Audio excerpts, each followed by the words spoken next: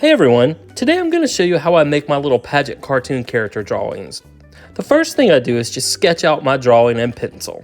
If I mess up, I can erase it and just draw what I want to draw, redo it, no big deal. Then I get a Sharpie marker and I go along the pencil drawing with the Sharpie to make my lines darker. Then I get an eraser and erase all those pencil marks. The first thing I do when I start painting is I always paint the background first. And I usually like to use a soothing blue. I think it makes my drawings pop a little bit more. So here you see I just go around the drawings just painting blue.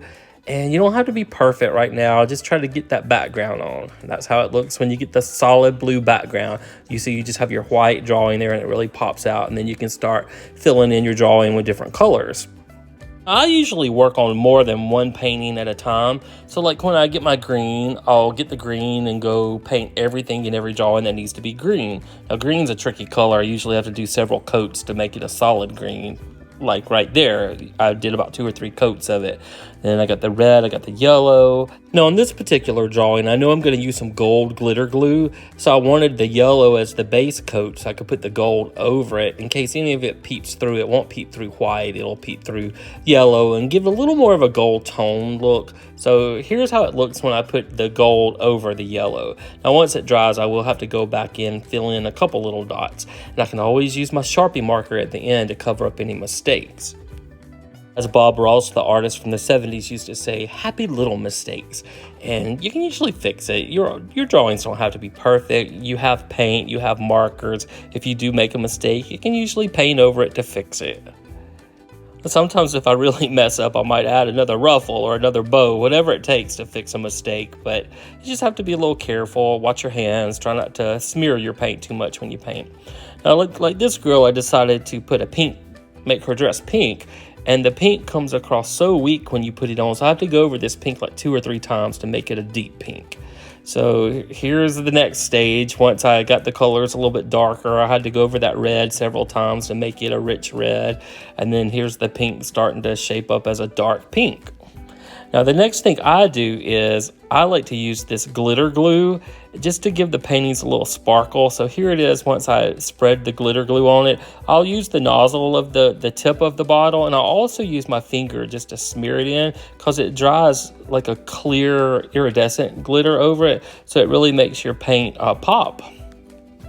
And then you see, like, I'll get this light blue. I always do their eyeshadow, that 80s light blue, but you see my eyes and face are all catty-wampered right now. It's because I can go back over it. There it is without the eye makeup, and there it is with the eye makeup. And I can go back over it at the end with my Sharpie marker to even out the sizes of the eyes, put in eyelashes. Like, here's one where I've started doing the Sharpie detail. You see it makes it it really makes it pop. And like on this one, I'm going to get my Sharpie marker and I'm going to go along all the edges of that ruffle. You see how it really made it pop? It covers up my mistakes.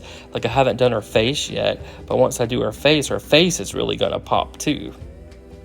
And then here she is once I've gone over her face with the Sharpie marker. You see she really pops.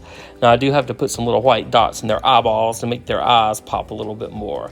But you see, mine aren't perfect. It looks like a child did it, but this is how I draw my cartoon characters.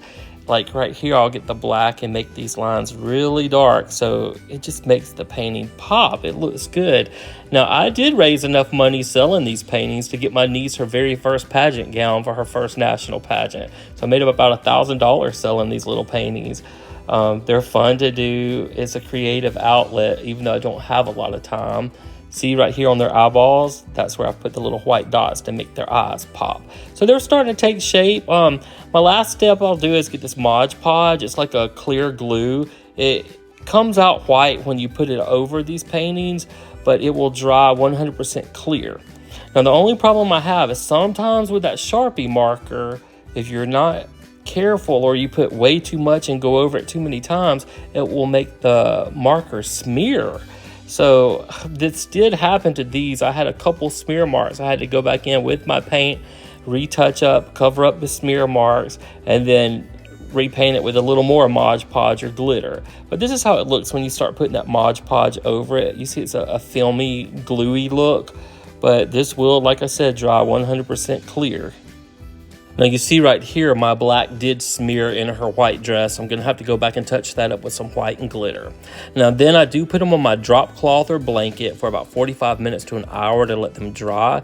And you do have to pick them up every now and then so they don't stick to the blanket and leave little fabric pieces on your painting.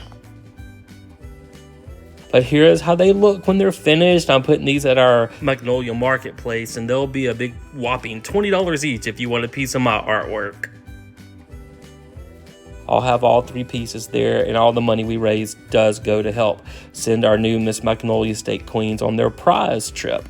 We've taken our queens to Cancun, Alaska, Bahamas, Cayman Islands, all kinds of cool places. And what we raise does help send them there. So make sure if you like these, you buy one, and maybe one day down the road, if I'm in heaven, these might be worth a little bit more money. You never know. Now, I painted these while I was painting our queen portraits. I always surprise the queens every year and give them a little cartoon character of when they won the state title. So we'll be giving these out this weekend to the girls at the Peabody when we take them to Memphis this weekend. So that's Kai Davis, our junior Miss winner. Then we have Emma McNear, our Miss Teen Magnolia State. I try my best to copy their little dresses. And then Haley Shue, our Miss Magnolia State. And then last but not least, over here we have Kayla McMinn, our Mrs. Magnolia State. So I'll wait and post this video until after I give them their paintings, and I'll try to snap a picture of them this weekend. And during the 2022 Queens farewell trip to the Memphis Peabody Hotel, June Lee's, and Central Barbecue, we did give them their farewell paintings at the restaurant, and they loved them.